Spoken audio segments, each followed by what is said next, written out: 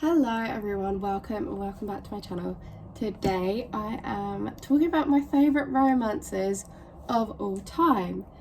Now I have just finished a couple of romances that I absolutely loved, so I thought this would be the perfect time to film a video about it. So all of these romances are above 4 stars. I think they're all in like the 4.5 star category. So my first one you'll probably know because I spoke about it in the last video, so if you haven't seen it, check it out.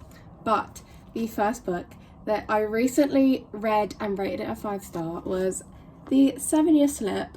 I loved this book so much.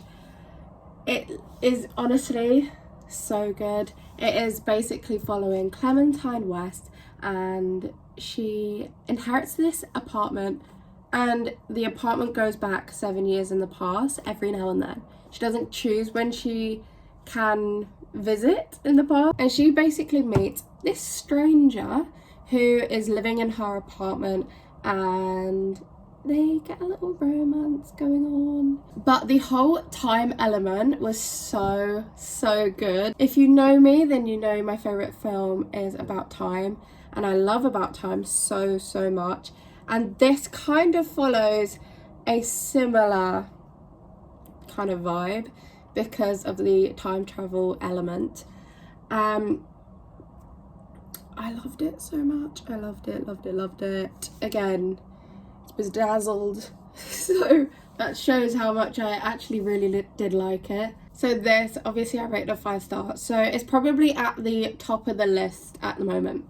The next book that I also rated a 5-star is, what way should I do it? I should put it there, is The Rom-Commers by Catherine Center.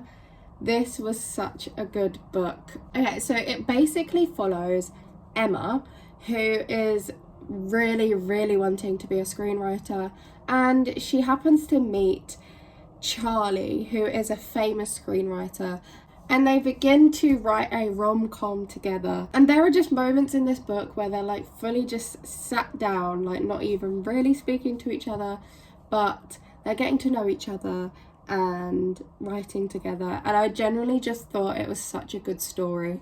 There's loads of like context behind the characters which made them so real, and I just really enjoyed it. I'd highly recommend.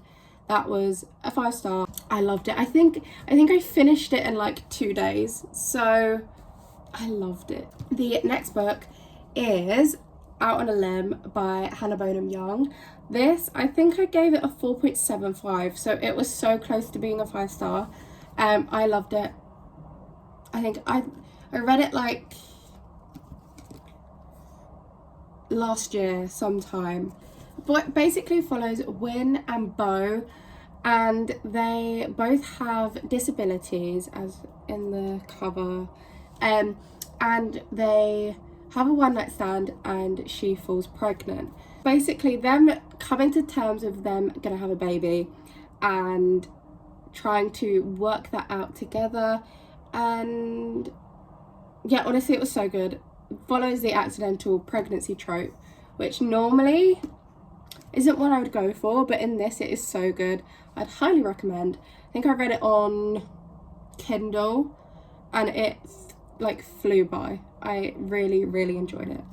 The next book is When in Rome by Sarah Adams. I rated this a 4.5, and I was really surprised with this book. It is kind of like a small town romance, and normally those aren't my kind of thing. It follows Amelia, who is a pop star, and Noah, who most certainly is not. He comes from a small town, and it is very small town, so everyone knows each other. She goes to the small town to basically get away because being a pop star is quite a lot, and they live together for a little bit, and it's just really fun premise, really quick to read. I highly recommend. I read this one on Kindle as well. The next book is My Roommate is a Vampire by Jenna Levine. I read this in December last year, so not just gone, the year before.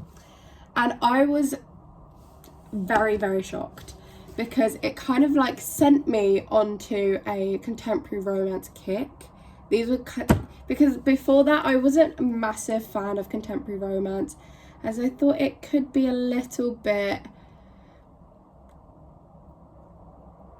predictable.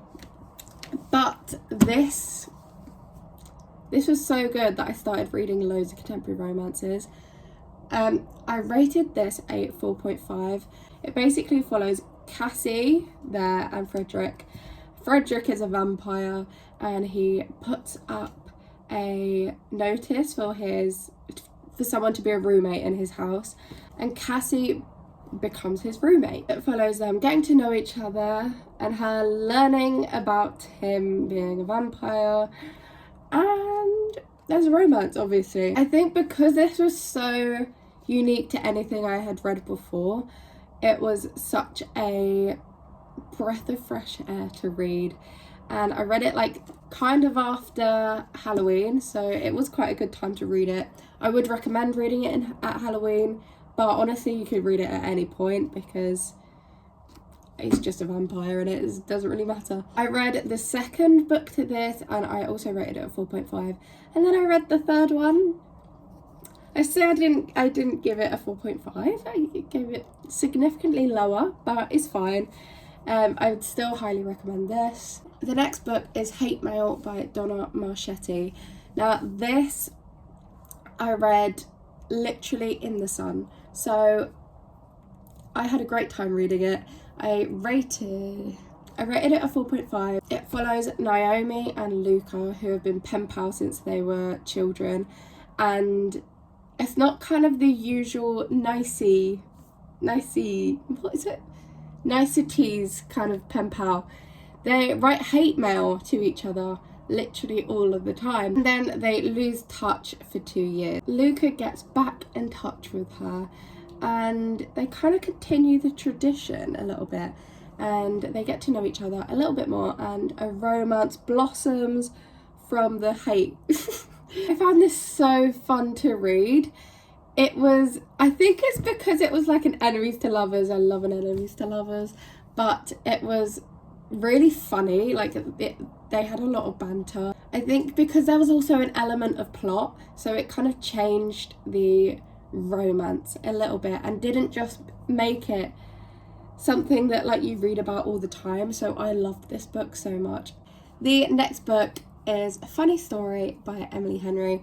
I have literally just finished this and I really enjoyed it. I was so surprised. I read a couple Emily Henry books and then I read Happy Place and I wasn't a massive fan of it. I DNF'd it. Don't hate me. I think I mainly DNF'd it because it was very character based and I'm not normally someone that goes for character based books. However, I read A Funny Story and I rated it a 4.5. I really enjoyed it. It follows Daphne as her boyfriend has just cheated on her with his best friend. So messy. But his best friend's boyfriend is obviously in the same boat as her, so they move in together. They basically start to fake date to try and get back at their exes. They kind of start this like fake dating little thing, which normally I'm not a huge fan of, but in this case it was so good. I loved it. And it kind of has like the aesthetics of a winery. He basically works at a winery and I just loved it. I thought it was so good. I loved how I loved the vision. I loved how I could like visualize it. Basically just love the aesthetic of the book. Final book is Yours Truly by Abby Jimenez. I love this book.